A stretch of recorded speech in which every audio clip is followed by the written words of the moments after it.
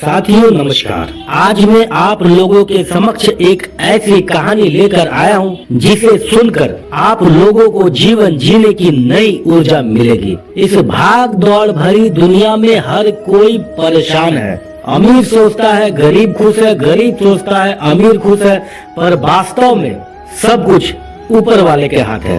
वो किसके साथ कब क्या करेंगे सब कुछ उन्हीं को मालूम है।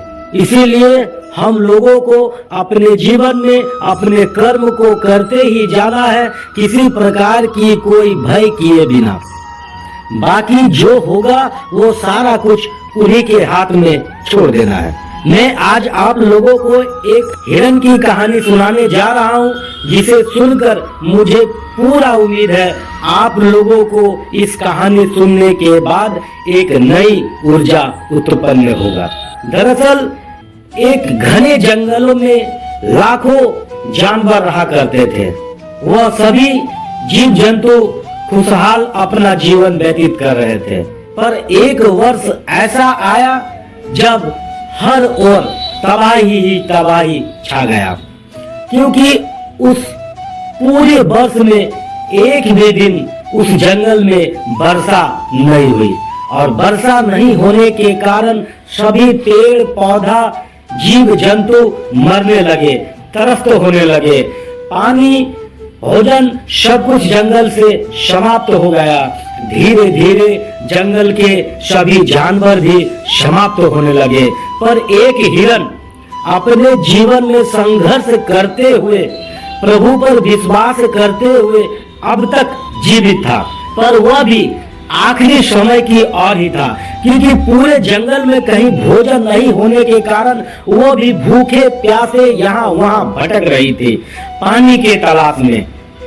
लेकिन उसे कहीं भी पानी तक नहीं मिल रहा था।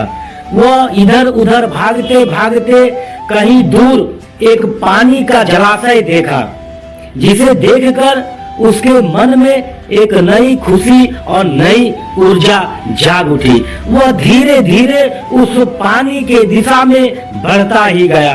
बढ़ते बढ़ते एक क्षण ऐसा आया जब वो पानी के समक्ष पहुंच गया। अब वह पानी पीने ही वाला था कि वह दाहिने ओर देखता है तो एक शिकारी तीर धनुष ताने हुए उसकी ओर खड़े हैं। इसी बीच वह जब फिर से पानी की ओर देखता है तो नजर आता है एक शेर खड़ा है। इसे देखकर हिरण समझ जाती है कि शायद उसका यह आज आखिरी दिन है। इस बात को महसूस करने लगती है शायद आज का वह दिन उसके लिए आखिरी है।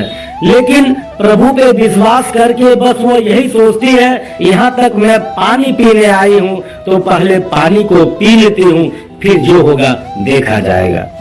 जैसे ही वह हिरण पानी में मुंह डालती है, शिकारी अपने धनुष से तीर को छोड़ने लगता है। जैसे ही छोड़ता है उसी वक्त आकाश में एक तेज गर्जन होता है और शिकारी का निशाना चूक जाता है और वह निशाना सीधा शेर को जाकर लगता है।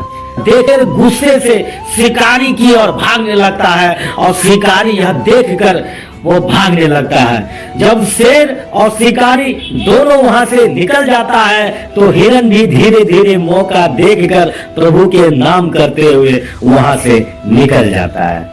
तो साथियों, इस कहानी के माध्यम से मैं आप लोगों को बस इतना ही कहना चाहता हूं कि आप किसी भी क्षण किसी भी परिस्थिति में कहीं पर भी हिम्मत को ना हारे और ऊपर वाले पर पूरा विश्वास करें। धन्यवाद।